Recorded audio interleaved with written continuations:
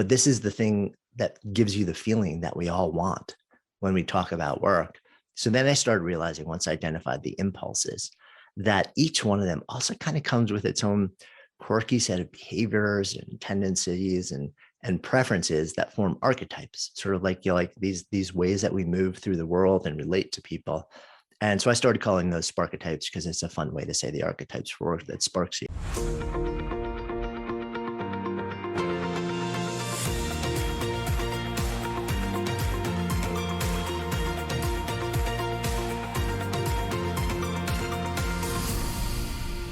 Now, welcome my guest, Jonathan Fields. He is a dad, husband, award-winning author, executive producer, and host of the top-ranked podcast in the world, Good Life Project, which has been featured everywhere from the Wall Street Journal to Oprah Magazine and even Apple's iconic annual product event.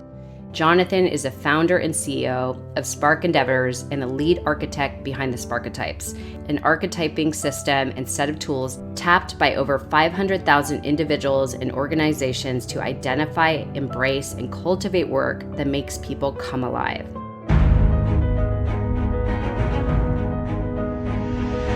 Okay, Jonathan Fields, welcome to the podcast. It's so great to share this space with you virtually. And being a fellow podcaster, you've been in the industry for so long. So let's just start there. How did you get into the podcasting world? What was it like before that? And then kind of what sparked this idea to be in the podcast world?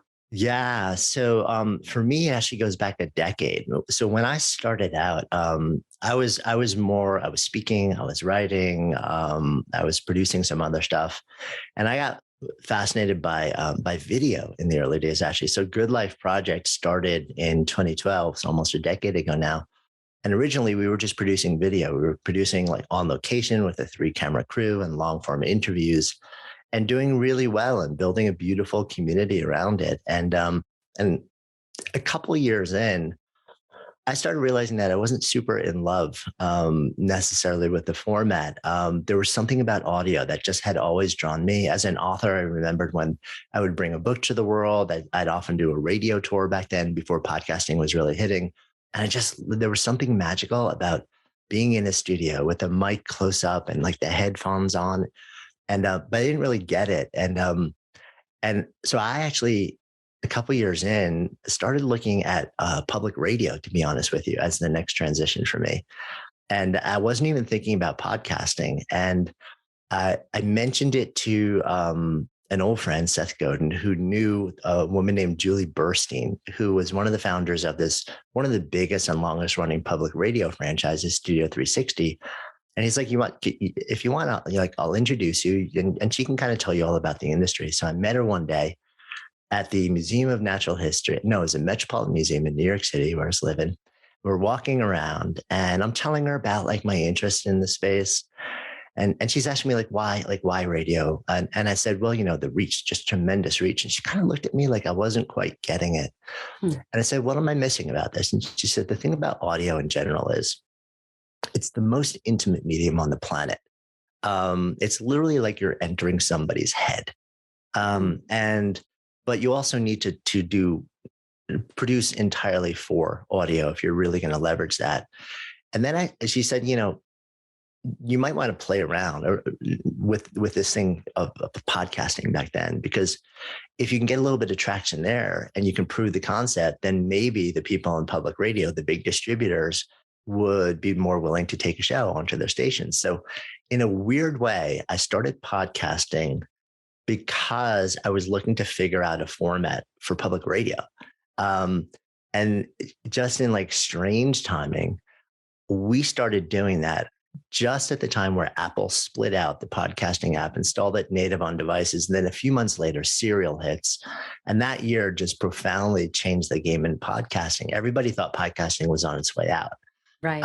But because of those two things happening fairly close in sequence, it just reignited the space. And then I was kind of like, oh, this actually could be the thing, And then, so we were very early in, and, we've been in the space for, I guess, 7, 8 years now. And just kind of ridden that wave for a long time. And I keep falling more in love with it, over time. And we ended up the same way that we were doing with the video, where we would only do things in person. For the podcast, until last year, we had our own studio in New York City, and we would always record in person in our studio in New York City. So it's been an interesting journey since then. Yeah. Okay. So now that you're doing virtual interviews, because to my understanding, you're not even you were in New York for so many years and you are actually not living there anymore in this Not, transition during COVID, the pandemic. So where are you now? And how are you liking the virtual space overall? Like, are you yeah. still wanting to go back to in person? Like you're itching to go back in person? Yeah. So as we have this conversation, I'm in Boulder, Colorado right now, where we've been for most of the last year. So once we shut down the studio, and my final guest in the studio in New York was Macy Gray, who had just come off the stage at the Beacon Theater the night before, and showed up that morning, like the next morning in our studio. And it was that time, and I think we were probably in mid-February, late February in New York City, where we weren't quite sure what was happening. The next day, the Beacon actually shut down. That was their last show, the show that she played. And she left the studio, and we basically went dark and we shut it down. And I had been, like you said, I grew up just outside of New York City. I spent my entire adult life in New York City, 30 years. And once we shut it down, I had to really think about, what were we going to do? Like, was I literally going to shut down the entire company and the community and the media that we've been producing? Because I held this standard of super high quality production value so central to what we were about. And I didn't think that we could even come close to recreating it in the virtual space. But I kind of said, let me experiment, let me see what we can really do. And the tools and the platforms actually over the last year have gotten so much better and allowed us to do so much more. So we've experimented a lot. And once I started to realize over a period of months that it was never going to be the same as it would be two people just sitting in a cozy studio in this sort of like quiet space, but we could get so much closer than I believe that we could. And, I could still use really high quality equipment. And we literally, to this day, if, we're producing remotely or recording remotely and a guest doesn't have a high quality mic, we'll send them one, so we have a rotation of equipment to try and really increase the quality of what we're doing, no matter who we are, and also increase accessibility for guests. And we've gotten so much closer. It's close enough so that I felt good about what we were doing. I felt proud of it. And then interestingly, once I start to realize, okay, so I think we can do this, then my brain starts asking, okay, we're dealing with a lot of pain here, a lot of suffering, a lot of disruption that nobody asked for. But where is the possibility side of this? Like, what is the possibility story? Because I'm a firm believer in the fact that there's no such thing as disruption without possibility. They're two sides of the same coin. Yeah. And that's been my entrepreneur bent for my entire life. So I started asking that possibility side. And what I started to realize was that, we had been in New York in no small part because it was a strategic advantage from a production standpoint. Anybody I wanted to talk to in the world was going to be coming through New York, so we kind of knew that. And then once I realized that, we weren't going to be recording in person, and we kind of said, oh, we could really be anywhere at this point.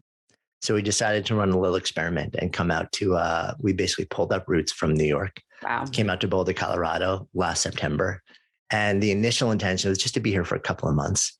And then that turned into, like 4 months. And then that turned to just 6 months. And now, so now it's become, at this point, like this is home. Change. Wow. Huge change. But I mean, the beautiful thing is now, whereas I used to, I'd finish recording and, like very often after I would record, I'd go outside and I'd go for a walk in Central Park. Now I'll finish recording and I'll walk outside, and in 10 minutes, I'm walking in the Front Range of the Rockies and I'm hiking for an hour and a half, which I do pretty much every day out here. And you can do that through most of the winter because it's oddly warmer here a lot of the winter than it is in New York City. Oh, and the sun is so intense. So it's been amazing, surprising in a lot of different ways, disruptive for sure. Yeah. But it's been incredible to see that we've been able to keep on doing a lot of what I I really didn't know if we'd be able to do. So Yeah, I think that's what a lot of people realize is like, if we're in this virtual world, can I do this somewhere else? Like now I'm not tied to a location like you were. Like I'm in Los Angeles. A lot of people, if I were to do in-person interviews, get tons of people come through here. So it's convenient. But yeah, a lot of people were faced with like this option now that they possibly never considered before. So that's super great. Well, I would love to hear. So I've been actually, when I first started, uh, I don't know, getting more deeper into personal development, let's say 4 years ago, is when I came upon your podcast. And you were one of the first podcasts I found in the space. And then also Lewis Howes and Earn Your Happy by Lori Harder. Those were my podcasts that I had like rotating, but yours was one of them. And obviously very well-known podcast. You've been around forever. What is your mission of your podcast? Just so people know, the Good Life Project. Yeah, it is really to sit down with people who I consider embodied teachers. So these are people where they're not just writing about, cool ideas. They're not just talking about cool ideas. But if you look at the way they're living their lives, if you look at the choices that they're making and the actions that they're taking, there's something about the way that they're actually stepping into life themselves that tells you, oh, they figured something out. Like they're embodying this thing. And then to be able to sit down with them and basically explore, what does it mean to live a good life? Some of them are stunningly accomplished researchers or academics or leaders of industry or incredible artists. So sometimes there's domain expertise. Like I'll sit down with. He's since passed, but a couple of years ago we sat down with Kay Anders Ericsson, who was the foremost researcher in excellence and expertise or greatness. Like, how do you become world class at something? And what do people often give up along the way in terms of life? In order to reach those things, and where's the sweet spot? The opportunity to sit down with primary researchers like that, and then people from music. I mean, I've loved music my whole life, so the ability to sit down with like Peter Frampton and Jimmy Vaughn and John Resnick from Goo Goo Dolls. These are people who have been through the ringer very often. They've lived full contact lives. And they've reached a point in their lives where they've come in some way full circle and really examined what matters to them, and they figured some things out. And so the ability to sit down with those people and then share those conversations is really what the show is all about. Yeah, I love that. So how did you get so passionate about this? Why did you want to learn from these brilliant minds how to live the good life, if you want to say, and those little tools and tactics that others can learn from?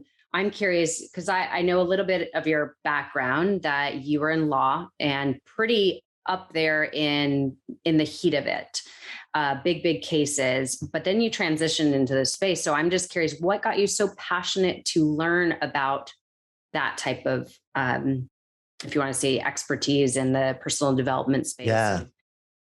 There were probably a couple of catalysts for me. One, so I've been an entrepreneur my whole life. My time in the law was this really weird left turn that nobody who knew me really could understand. They're sort of like, wait, dude, you're doing what? It's a big turn. I mean, it is commitment. It's huge. It was huge. 3 years of law school, 5 years in the career. It was a big and fairly long left turn, but it was definitely a bit of an aberration for me. But I grew up watching two parents do a lot of what they loved. My mom was an artisan, still is to this day. She was a potter when I was a kid. So I watched her just vanish away to her studio and just like be in that profound place of flow while she was just working with clay. And I saw my dad, who had one job his whole life. And he's a cognitive scientist. He researches the human learning process and ran a behavioral research lab. And he would wake up in the morning and work really, really, really hard. And he got a professor's salary, but he did it because he loved the feeling that it gave him. He just couldn't not do it. Even since he's retired, he still does all of the same work. He just partners up with people who are still in academia to collaborate with them in their labs, even though he's not, it's not his job anymore. He just loves doing it. So I was exposed, I think, from a very young age to this notion that you could invest yourself in a way that would give you this feeling of being alive, that would feel like, like there's a sense of purpose and meaning and joy, and you could lose yourself in flow.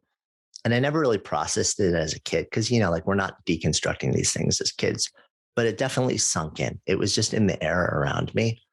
Then I think as I moved into adulthood, I've always been curious about how people show up in life. But I think one of the really big catalyzing moments for me was 9/11, being in New York City then, knowing somebody who went to work that morning and didn't come home that night. Somebody who was very successful, was I believe the youngest partner in the firm that was at the top of one of the towers where almost nobody came home from that firm. Seeing the aftermath of that, and then being in the city for the aftermath of that at scale, had a really profound effect on me. And at the same time, I had not too long ago left the law. I'd stepped into the fitness industry because I wanted to really understand how do people reclaim a sense of mind, body, well-being. Because I had abandoned mine in the name of this career that it turned out I really wasn't all that interested in. And I was reclaiming mine, and at the same time, building my own businesses in it. And the day before 9/11, married with a new home and a 3-month-old baby, I signed a 6-year lease for a floor in a building that I hoped would become a premier yoga center in New York, because I was getting really fascinated with not just the physical art of yoga, but also the ethical side of it, the exploration of life and meaning and unity. And, woke up the next day. So the confluence of all these things, it really swirled together. And at that moment in time, I really it really focused a lot of my curiosity around what it means to live a good life, because nobody's made any promises. And I think that moment for me, that season of my life, really brought that home like nothing else. People never, people don't walk out the door in the morning planning on not coming home at night, but it happens, and it happens to people, in all walks of life. And to the extent that we have some semblance of control over our time on the planet, I wanted to use mine well. So I started to get really curious. Well, what does that even mean? What does it mean to use your life well? What does it mean to step into work, which is the thing most of us spend our waking hours doing for our entire adult lives, and not just contribute to the world, but also derive back from what we do a sense of meaning and purpose and flow and energy and excitement and express potential. And so it started to become my devotion, and it evolved over the years, in more of like an Eastern philosophy based, and really studying yoga and Buddhism and a lot of different philosophical traditions, and then moving out into the world, just sort of like modern, how do we show up in our lives and how do we show up in work? And so it's been this evolutionary process for me, but there were definitely, the seeds were planted, I think, by my parents very early on, saying like, it is possible to actually live in a way where what you do is a manifestation of something that is deeper inside of you. And then 9/11, I think, was another really, really big inciting moment for me. Wow. Well, you've devoted quite a long time discovering what actual ingredients in discovering what makes you come fully alive. How do you get into flow state, and, discovering your purpose and tying in your passions and everything. So you've dedicated a lot of time, and then you birthed out your book, which is Sparked. Like I was telling you before I pressed record, I love this book. I love how, number one, I love how you introduce the idea of what it means to be sparked and what a sparketype is, which is something you coined as another way of an archetype, and how to discover your unique imprint on the world that makes your work, or that makes you feel alive.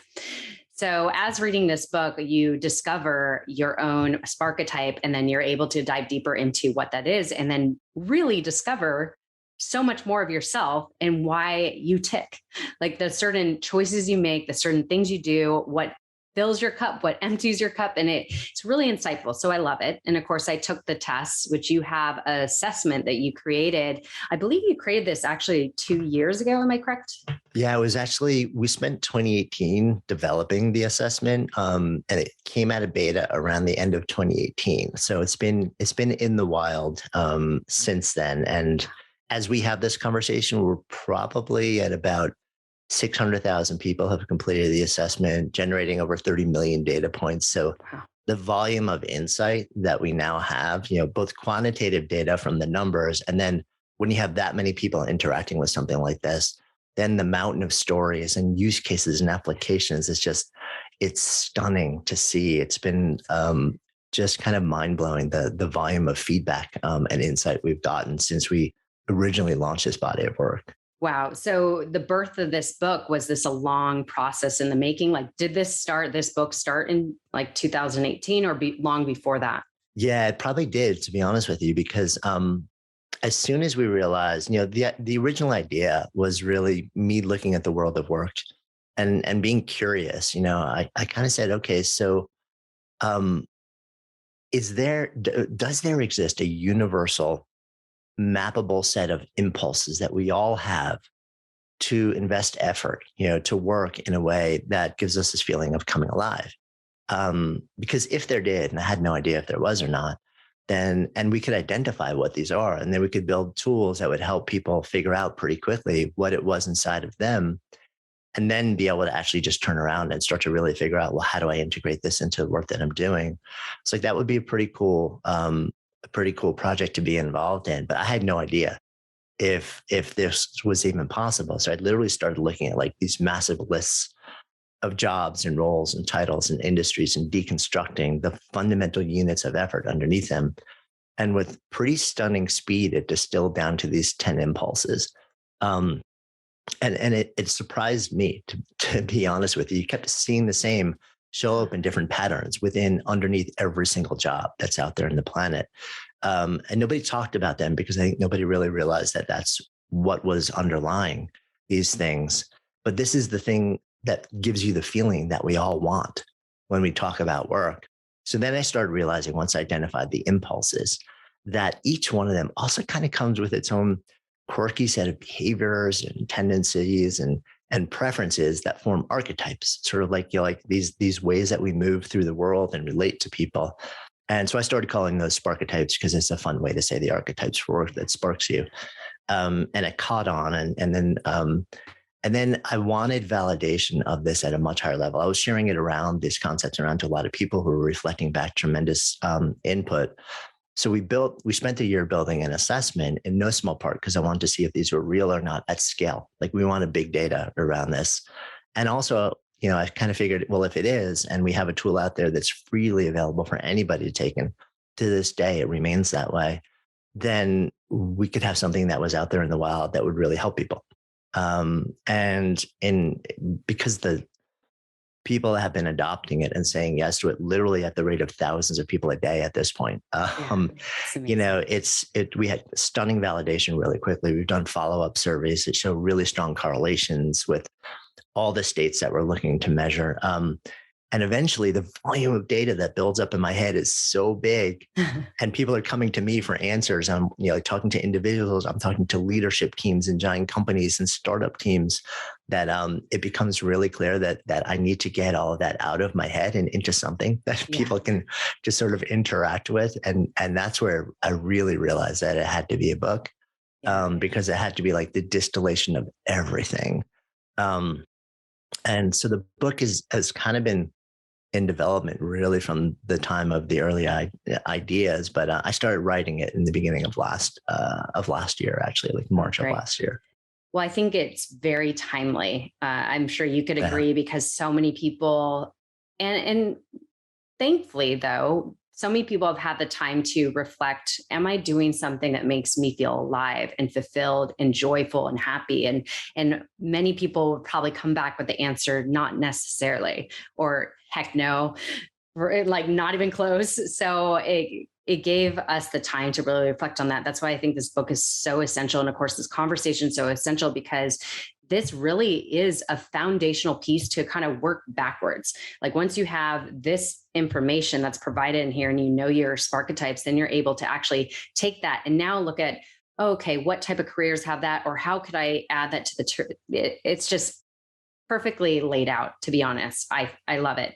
So I know the common thing that is Googled that you mentioned, the first in the book, is, what do I do with my life? Like, I can't believe that's the most common question Google's getting. But I guess people like are really, obviously we spend how much of our percent of our life working. So we, of course, like so many people don't know what to do. You know, we're faced with that when we enter college. If we choose to go to college, like pick a major that is going to go towards the job you intend to go. So being that that's the question a lot of people start with, how did you first of all come up with these? Well, I know you mentioned the patterns, but so there's 10 of them. So if you could name, just if you could run off the names of those Sparketypes. Yeah, so there are 10 of these Sparketypes. I'll go through them in a particular order. So the Maven and the fundamental impulse for the Maven, it's all about knowledge acquisition. It's about learning. Like you wake up in the morning and you want to go to bed at night knowing more than you did when you woke up in the morning. It can show up as a narrow. Can I interject? Because I know you're going to go into some of these things, and I just want to encourage you. You could either pause this now, take the assessment. It takes about, 10 minutes, and then return to this so that when he walks you through each of these, you'll have a little bit more clarity of yours. Because when you take these tests, you're going to discover your primary Sparketype, your shadow, and then the AntiSparco, which actually, if you could first, before you go into those Sparketypes, if you could explain what the primary is, the shadow, and then sorry to interrupt, but just in case. So to take the free assessment, where do they go again? Yeah, if you could just go to sparketype.com. So it's SPARKETYPE.com. Even if you misspell it, pretty safe bet you'll end up at our website because all signs point there right now. But and thanks for actually that added clarity. I think it's probably better to talk about what you'll actually learn. And then I'll quickly walk you through the 10 different types. You'll discover these three things. Your primary Sparketype, you can think about that as your strongest impulse for work that makes you come alive. And then you'll learn your shadow Sparketype. And you can look at this as one of two ways. Either it's like your runner-up, like your next strongest impulse for work that comes alive. But very often we've actually learned that there's a much more nuanced relationship, which is that a lot of folks are good at their shadow Sparketype. They're competent. They really enjoy it, but they do it in no small part because it helps them do the work of their primary at a higher level. So we see that very often. And then the third piece that you'll learn as part of your profile is what we call the AntiSparco. And we actually just introduced that earlier in 2021 with an update to the algorithm in the assessment. And you can think of that as the work that for you, it's the heaviest lift. It takes the most out of you, requires the greatest amount of recovery when you do it, and probably the greatest amount of external motivation just to get you to do it. By the way, that doesn't mean that you don't ever have to do it. It may well be a part of the job that you've said yes to, even if you're doing something you love, even if you're an entrepreneur or a professional and you've really found a way to do mostly the work of your primary shadow. Nobody has a job where it's 100% only what lights them up. There always is stuff that we kind of have to grapple with. But at least if you find yourself doing the work of your AntiSparco, you'll understand a little bit more. It's not that you're incompetent. It's not that you're a slacker. There's literally something about your wiring that just makes that type of work take more energy from you than it gives. So if it's something that's just a part of what you're going to find yourself doing, either because it's part of the responsibility or because it's values aligned and you actually believe that it's something that is important to you to do, know that you're probably going to want to do things that will allow you to recover from it and to really take care of your own self-care and forgive yourself for not feeling like it's just massively energizing. It's okay. It's just really the way that you're wired. So those are the three things that you learn when you get the assessment. And then the 10 different types, I'll walk you through fairly quickly. The Maven is knowledge acquisition, like we were talking about. Next up, we have the Maker, which is my primary Sparketype. And that's the impulse there is all about making ideas manifest. It's about the process of creation. It's this fiercely generative impulse. So for me, I've been building stuff since literally from the moment I have any memory in me. I was building, like cobbling together bicycles as a kid, painting album covers on jean jackets in high school, building and renovating houses in college and painting. And then later in life, building companies, building brands, creating books, creating media, building experiences. It's the process of something from nothing. for the maker that just completely lights you up. In fact, when things kind of get stable and systems and process based, most makers want to tap out. So the maker, the maven, the scientist, and the burning impulse for the scientist is actually burning questions. It's puzzles. It's trying to figure the thing out. Classic quote by legendary physicist Richard Feynman when he got the Nobel Prize, and he said, I could care less about the prize. The joy, the reward was the kick in figuring the thing out. That is sort of like the classic mindset of the scientist. Behind the scientist, we have what I call the essentialist. And the impulse for the essentialist is to create order from chaos. It's about clarity and utility. Very often this shows up in creating systems, processes, spreadsheets, the type of thing that if you're not an essentialist, you probably want nothing to do with. The thought of like having to do this work, it may give you hives.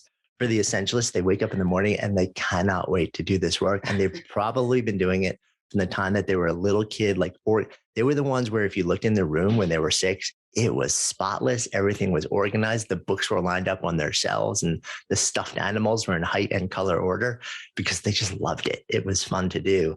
These people do exist. My anti-Sparketype, by the way, is the essentialist. I love the fact that we have those processes and systems set up in our organizations. And I love the fact that I'm not the one who has to do it. There's another interesting quirk with the essentialist, which has been a much more nuanced and later understanding, which is that when it's done at a high level, essentialists don't just experience it as like clarity and utility. They literally will experience the work as elegance, as creating art, which is a really powerful thing. Behind that, we have the performer. Now, on the surface, it kind of seems like, well, that would be performing arts, right? Singing, dancing, and all this stuff. And a lot of people with the performer impulse are tracked into that as little kids because it seems like the socially acceptable way for this impulse to find its way out. Because if it finds its way out in other ways as a kid, it's sometimes seen as a little bit too forward facing, a little bit too ego driven, a little bit, you're trying to stand out in a room. So very often socially, it's just channeled into the performing arts. Thing is, it doesn't have to be. This impulse is about enlivening, energizing, activating a moment interaction or experience. And this can be an astonishing thing to bring to a boardroom, a business development or a sales conversation, a parent and child conversation, a mentor or a coach, all these different things. Like if you have the ability to do this, even like a bartender behind a bar, it can show up in so many different ways. So what often starts out as something that's channeled into the performing arts as a kid, then often stifled as a late teen and early adult because people freak out that they actually won't be able to support themselves as a quote performing artist. Then eventually there's some kind of release valve. And hopefully once people realize this is inside them, they'll also then realize, oh, this can be tremendously valuable in centering in a job or a livelihood in nearly any other domain possible. So that's the performer. Behind the performer, we have the sage. So the fundamental impulse for the sage is awakening insight. It's about illumination. As soon as you know something, it's really cool to learn. And the shadow Sparketype for a lot of sages tends to be maven, which makes a lot of sense because if you're going to share something, you kind of have to know something, right? But the fundamental difference is that a sage learns for the purpose of turning around and then sharing it with others, whereas a maven just learns because they can't get enough of learning. Okay. So the sage very often shows up as a teacher, but again, it can show up in nearly any role. But it's all about seeing the lights of discovery and understanding turn on in other people when you share what you know. Behind that, we have the warrior. The warrior's impulse is all about bringing people together, gathering folks together, organizing them, and then leading them. And very often part of that is also serving a role as a protector to a certain extent also. So you're the person who, like, if you have this impulse as a little kid, safe bet you were the kid on the playground when you were 7 years old who was like gathering all the other kids together and be like, come on, everybody, let's go on an adventure. Right. And you're plotting it out and you're leading everyone together and you're like championing them and you're rallying them up and you're motivating them. You don't even realize like that this is actually a really unique and powerful impulse. And you love, whether you actually get to the thing or not, it's the ability to actually play that role in that context that's deeply nourishing for you.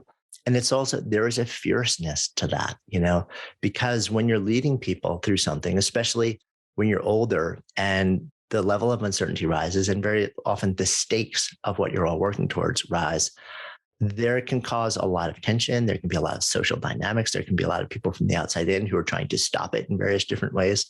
And that's where this fierce devotion kicks in. It's not a fierce energy in terms of heaviness or dominance at all. In fact, many people who play this role are most effective being very open and kind and gentle and vulnerable. But there is a fierceness in terms of being kindred and protecting those and really supporting and nourishing and being in service of those that you're leading. So that's the warrior. I think that leaves us with three. So the advisor, and the fundamental impulse of the advisor is to guide others through a process of growth or evolution. This is about creating a safe container of trust and understanding, and then walking beside another person, another group, another community as they move through some process of growth or evolution. And you're sort of like the trusted confidant. This can show up as a mentor, it can show up as a leader, it can show up as a coach, it can show up again as a parent, or as like under the title advisor even. And this is an incredibly intimate, relational Sparketype. You're really in service of other people. And a lot of the satisfaction, the fulfillment comes from the sustained nature of that relationship, that deep and sustained nature of trust and safety, and knowing that you're walking beside someone. Interestingly enough, a lot of advisors will say, well, I'm always the person who my whole life people have been coming to me and saying, tell me what to do, like give me advice. And what we learn is that for most advisors, actually, the higher level of playing that role is when you actually give answers less and you really learn to listen and develop frameworks and offer prompts that allow people to come to a place of understanding and awakening and growth on their own so that they own it, rather than you just saying, here's what I think you should do. So that leaves us with the final two. We have behind that the advocate. The advocate impulse is all about championing ideas, ideals, individuals, and communities. And that, again, tends to show up at a really young age. But here's the interesting thing. When it shows up in an adult, you can become an activist, you become an attorney, you become somebody who champions like the idea that nobody else will listen to, but there's something about it that you feel is powerful and necessary and needs to be centered. You could center a community, you could center a group, whatever it may be. And you can be viewed as somebody who is incredibly powerful and necessary and helpful. Very often when the impulse shows up as a kid, you're viewed as a troublemaker because you just won't stand down. You see something that's going wrong and you won't step away, you won't look away. So you may end up sticking up for other people and getting in the middle of things. And if it's an adult and you see something going on that adults are doing around you and you don't agree with it, it lands with you as being unfair or unjust. As an advocate, you're going to say something about it. You're going to actually challenge people. And, when you're a 12-year-old kid doing that in the context of potentially adults or systems that have been there and for a long time, that can cause a lot of stress and a lot of friction. So self-care is super important for people with the advocate impulse. And that brings us to nurture, which is the 10th one. And the fundamental impulse for the nurture is elevation. It's about lifting others up. You give care, you take care, you walk beside people, you hold them. Oftentimes when others either can't or won't, you tend to not judge, you just see a need and you step into it. And similarly, if there is any need, any one of these 10 types that really has the most profound need for dedicated self-care, it would be the nurturer, because it is such an outflow-oriented impulse that you can find yourself doing incredible work in the world and then be utterly empty and gutted at the end of the day because you've saved nothing for yourself. And nurturers may feel a sense of shame if they actually turn that nurturing impulse on themselves because they feel like I'm supposed to be doing this for other people. So it literally will stop them from taking care of themselves. So it's really important to know if you're the nurturer, that it's critically important for you to also nurture yourself. And if you have trouble doing it yourself, find people around you that will help you get into a space of your own self-nurturing.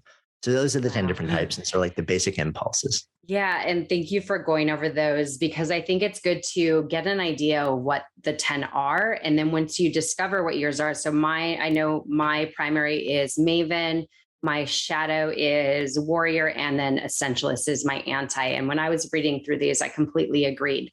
I love learning. I could keep learning and I get in the black hole of learning, which I know is it could be a downfall because you almost can't get enough of it. And I know you mentioned when I was going through the Maven, there was a line that um, if you're not learning, you're dying. And it's the same thing with like, if you're not growing, you're dying. That's like one of the sentences I completely agree with. And I reiterate so many times because I feel like I always need to be progressing or growing, and learning to me is a way of growth. So I Yeah, I really love that. related strongly to that. And what I love that you included in each. So once you know what yours are, um, in the book, it goes so much deeper into the benefits and how you operate in that Sparketype, and then also how you could if you want to say downfalls of that, and how you could counteract it and kind of balance it out so that it works in your favor so you could still be alive in that space. So I love how you break that down. I was just curious, would you say that Sparketypes is what you're passionate about, or Yeah. is there a big difference between that? Yeah, it's an interesting question. And it's been asked of me a lot recently. And I've actually spent a bunch of time over the couple of years thinking about the difference between them. So Sparketype is it's it represents work that gives you this feeling of being sparked or coming alive. And that for me, it's the overlap between five specific states. One is meaning. So like you feel like what you're doing actually is meaningful, it matters. Two is access to flow. So you feel like you can kind of lose yourself in the activity. You blink and it's been 10 hours, but it feels like it's been, like 45 minutes. You become utterly absorbed in it. The third state is excitement and energy, or engagement is what sort of like corporates would call that. It could be really hard work and a lot of hours, but you're still really excited to do it when you wake up in the morning, and it gives you energy. The fourth state is what I call express potential. Like you're closing the gap between what you know you're capable of and how you're actually showing up. You're performing as your best self. And the fifth piece of it is purpose. You have a sense that what you're working on really matters, and more broadly, a sense of purpose in life, like you're actually doing the thing that you're here to do. So when I talk about like doing the work of your Sparketype makes you come alive or makes you feel sparked, it's the Venn diagram where those five states coexist. The word passion is interesting to me because a lot of people will sort of like use this phrase, well, you've got to just go like, what's your passion? Or, you've got to discover your quote life passion. And I'm not a huge fan of that phrasing because to me, passion is more about a, an activity or a pursuit that in some way calls you in and gives you energy, but it's a much more granular expression of this deeper impulse. So to me, I see your Sparketype as the deeper impulse for effort that makes you come alive. And that can show up as, 100 different passionate pursuits in your life. So to me, passion is more the surface level expression, and your Sparketype is the deeper impulse for effort. So they're definitely related, but also one is the deeper, and the one is like, like the deeper vein. And the other one is like, what does this show up as on the surface, a particular hobby or activity or pursuit or endeavor? And those can change. Whereas your Sparketype, from what we're seeing so far and from all the evidence, I believe it stays pretty static or pretty much, pretty solid. Your passions can ebb and flow. They can change and evolve, or you could be deeply passionate about painting when you're 18 years old, and then you could be deeply passionate about woodworking and sculpting when you're 26 years old. And you could deeply be passionate about, like building this other thing or something like that, and the underlying impulse for all those things might be a maker impulse, but it's showing up through all these different passionate pursuits. So that's the distinction that I tend to make between those two words. That's Definitely a related, but not the same. Yeah. Well, okay. So I'm curious, out of the Sparketypes, what is the most, let's say, most too common and the most common for anti-Sparketype? Yeah. Or actually, sorry, let me say the most common for the Sparketypes, the least common for the Sparketypes, and then the anti, because it's good to know the anti too.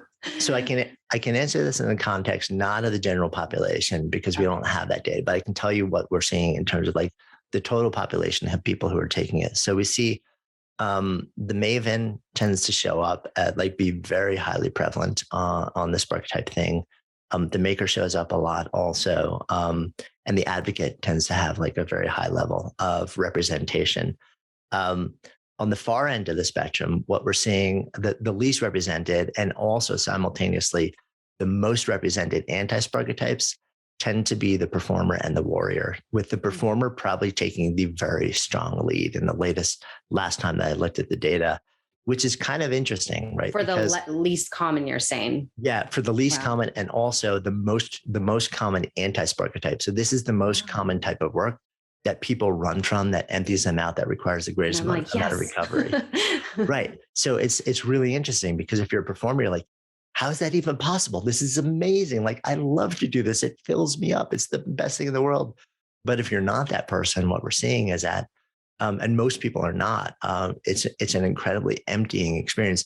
Even if you're cool with it while it's happening, usually when it's done, you need to do something really big to refuel. So my anti-Sparketype is not the Performer, but it's definitely on the more emptying side of the spectrum for me. So I speak, and if I'm on stage for an hour doing a keynote, I love it. It's super duper duper cool. But at the same time, I will very likely ask the stage manager beforehand, like, where's the stage door where I can actually exit, not through the theater, but out to the street behind it? Because I need a couple of hours to just be in solitude, to go for a walk, to go read, to listen to birds or music, because it's also a really emptying experience for me, and I need to recover from it. So it's sort of like an interesting tell for me. But the Performer being so highly represented as an anti-Sparketype also correlates in a weird way with this data. Have you ever heard the data around fear? Like, what's the most common fear with people? It's public speaking, right? Right. Or so fear of falling. Yeah. Right. And the number 4 fear in similar studies that I've seen is death. So people literally fear speaking more than dying, which is that's bizarre. Right. Yes, I know. But, really? Jeez. But so you can kind of see the overlay there was also like the thing that tends to be the heaviest lift for people, and require the greatest recovery, the Performer work. It's sort of like there's something about that type of effort that for a lot of people is just much scarier and more emptying than it is filling. Yeah. And I actually because I remember when I was finishing this book, I was like, I'm so curious to know what's the most common, what's this. And then of course, at the end of the book, it was really cool that you included the combinations that are most common and the percent. It was very interesting and intriguing to look at that, to know where you stand, Well, especially as a Maven, because for you're like, oh, more information. I need to learn. Yes. So funny. I can't believe how much. It was so intriguing. It really was, because again, anything that helps you understand yourself more, and also that you're like, oh, that's totally me, you're going to be drawn to it. So I was completely drawn to this book. And also I know you put a lot of scientific research into this. So this is literally, this book has been put together with lots of love and lots of research and lots of hours, of course, and years. So it's really great. So where does somebody take this knowledge? Like, if let's say 2020, we're now in 2021, we're going into 2022, and we are still, let's say, in the pursuit of figuring what do we do with our life that makes us come alive, and we want to transition into that, or completely, or like I said, transition to something else, completely change a career, or how do we come more alive in the work we're doing? How do we go into that with knowing what we know from this? Yeah, such a great question. It's such an important question now, right? Because so many people are dropped into the big existential question. We're all kind of trying to figure out, like, is this really what life is all about? Is this what I'm going to spend like the rest of my life doing? And I think it's a good thing that we're asking those questions now.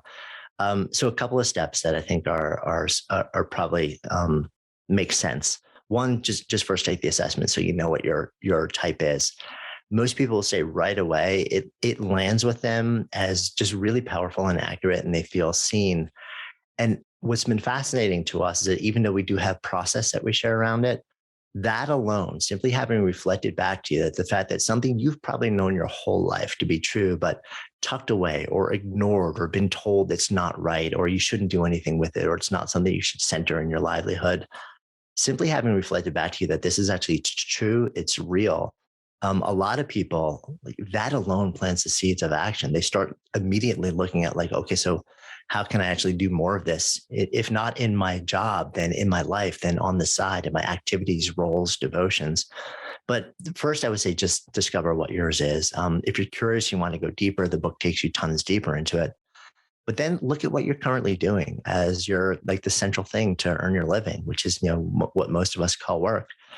And ask yourself, do like a little bit of a quick analysis, saying, like, how much of what I'm currently doing allows this impulse in me, allows my Sparketype to come out? Like, can I express it in the work that I'm currently doing? And if so, where? Like, what are the things that allow me to express it? And also, is there stuff that I'm doing that is a manifestation of my anti-Sparketype? And then you start to get a much better read, like a more realistic read on why the work that you're doing now is making you feel the way you want to feel. So if you look at it and you realize, oh, wow, there's really, like, I'm just doing very little of the work of my Sparketype, that starts to explain why maybe you're not really getting the feeling you want from it. And then if on top of it, you realize you're spending a lot of time working in the zone of your anti-Sparketype, which is emptying, that explains so much about why your current job is giving you the feeling that's giving you. But then you don't stop there. Then you kind of say, okay, how can I do more of the work of my Sparketype and less of the work of my anti-Sparketype?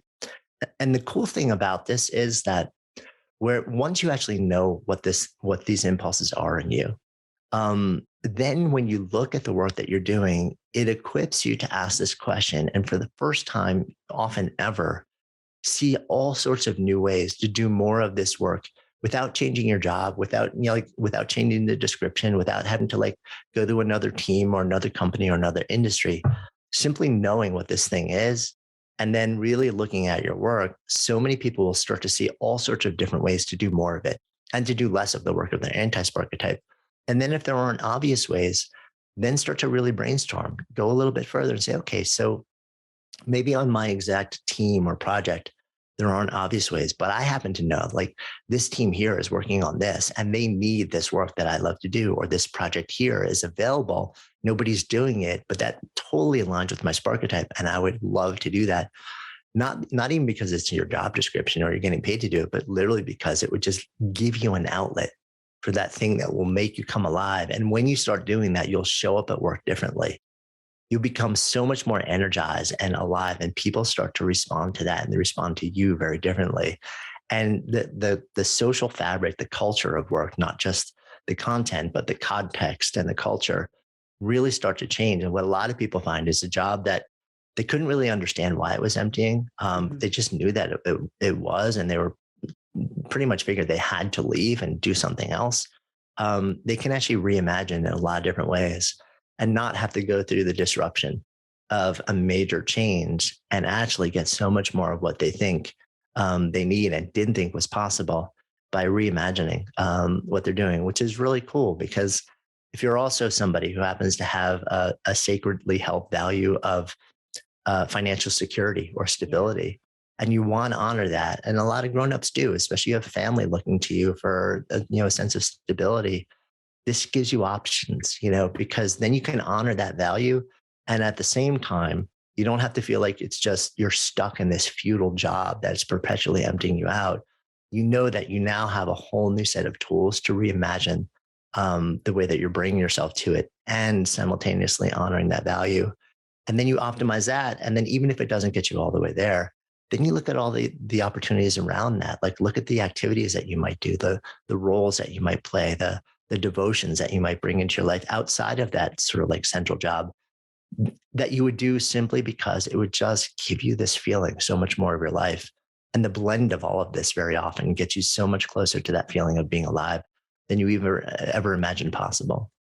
Yeah, you did put in the one of those chapters that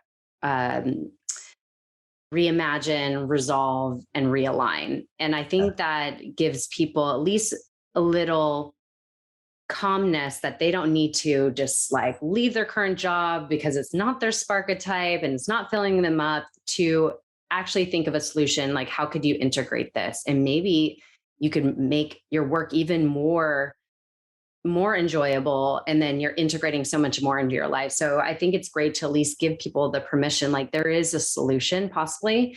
Let's go further, and Yeah, just figure out better 100%. solutions. Yeah. Well, I love this. I love so much that the tools here, that we can learn so much more about ourselves. And I think it's great. Also, I had my partner do it, and it's great to know what they get, because then you completely, oh yeah, you are completely that. It makes so much sense. So it's so great to learn about this for your career, but also of your partner, to see how they operate and what's their drives and everything. So I love it.